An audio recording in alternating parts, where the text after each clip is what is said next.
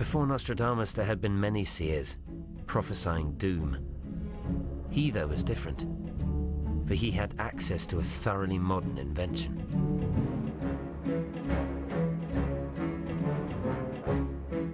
Well, of course, the great technological breakthrough in the Renaissance was the printing press.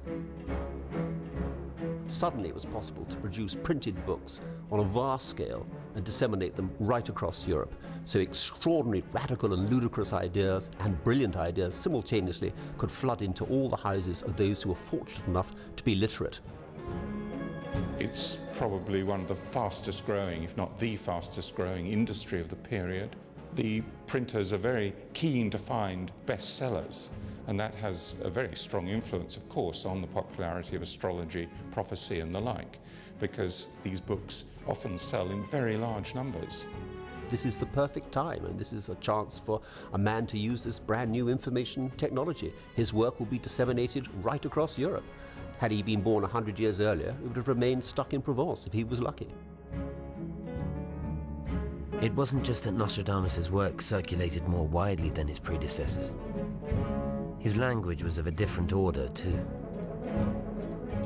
Nostradamus, his great popularity is due to the fact that he found this very special style. La grande cité sera bien désolée. It is like a raw form, the raw visions coming directly flowing from his mind and put into very strange, crooked and hard to understand poetry. Le lion jeune, le vieux surmontera. Par singulier duel, dans cage d'or, peste, qu'un peuple mourra. Everyone thought that this man really had a glimpse into the fate of mankind. Nostradamus' dark style seemed designed for his troubled age. When he returned to Provence, war between the Catholics and the Protestants had reached fever pitch, with each side calling the other the Antichrist. The sense that the end of the world was nigh spread across France. Nostradamus seems to be a man for bad times, really. So you get what seems to be a fit between his generally rather depressing view of the world and what's going on around you. Despite his initial success, Nostradamus might not have become truly famous. But then the most important person in France read his work. This extraordinary Italian queen of France, superstitious to her fingernails, was looking out for people who could show her the future. She'd heard of Nostradamus, and so she really plucked him from provincial obscurity to Parisian fame. Catherine de' Medici, the Queen, summoned Nostradamus to the royal court.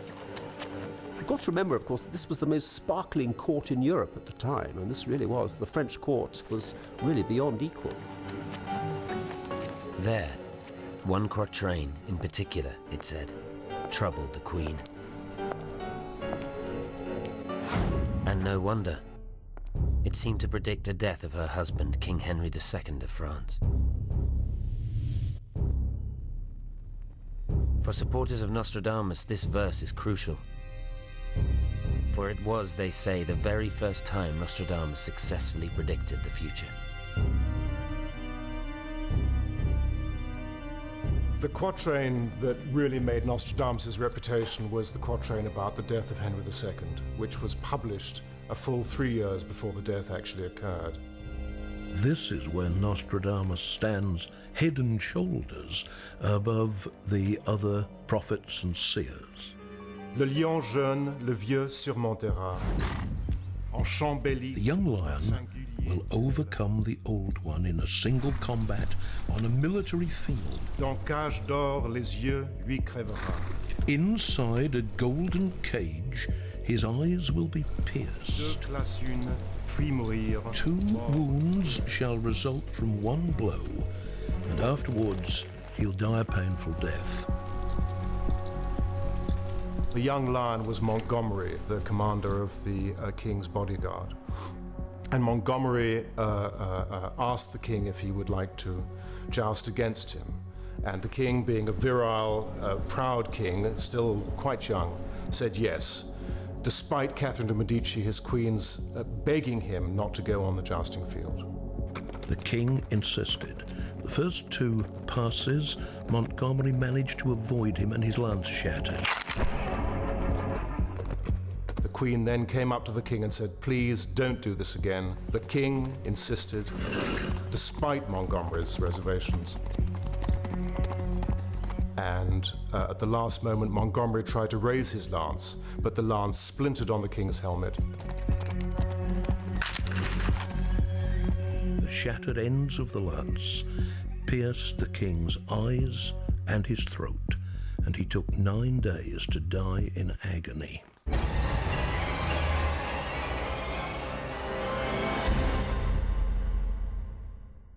And he died exactly as Nostradamus predicted, and it basically changed the history of France. Nostradamus became a revered soothsayer. The Queen gave him a state pension, and he settled down into a form of comfortable retirement. On his death, Nostradamus was famous only in France. But his fame soon began to spread across Europe.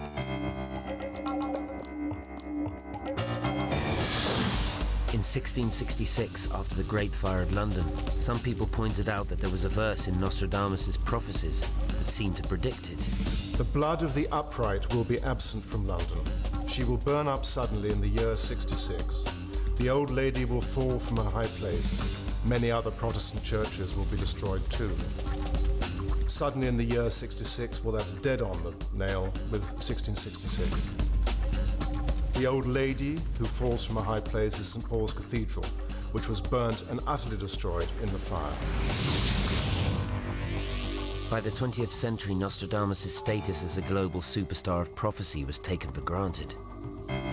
Every great event in history, it was being claimed, was foretold by him, including some of the darkest of all.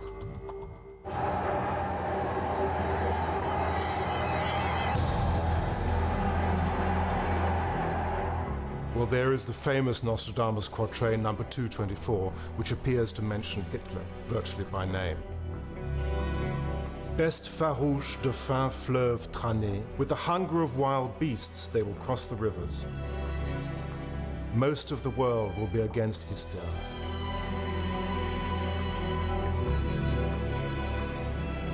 The great man will find himself paraded inside a cage of iron. The German child understands nothing.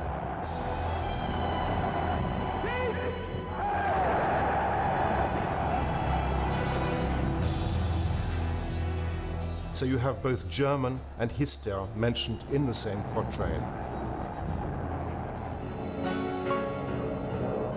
In fact, so convinced were the Nazis themselves by Nostradamus, they actually used this verse in their propaganda. Nazis said that Nostradamus predicted the victory of the Germans in France. And when the Germans entered France at Sedan, they threw these pamphlets off from airplanes. And the French, who believed a lot in Nostradamus, they fled towards the southeast of France, leaving the streets to Paris free from refugees. And the Germans could advance much further to Paris. After the war in Europe, Nostradamus' reputation went from strength to strength.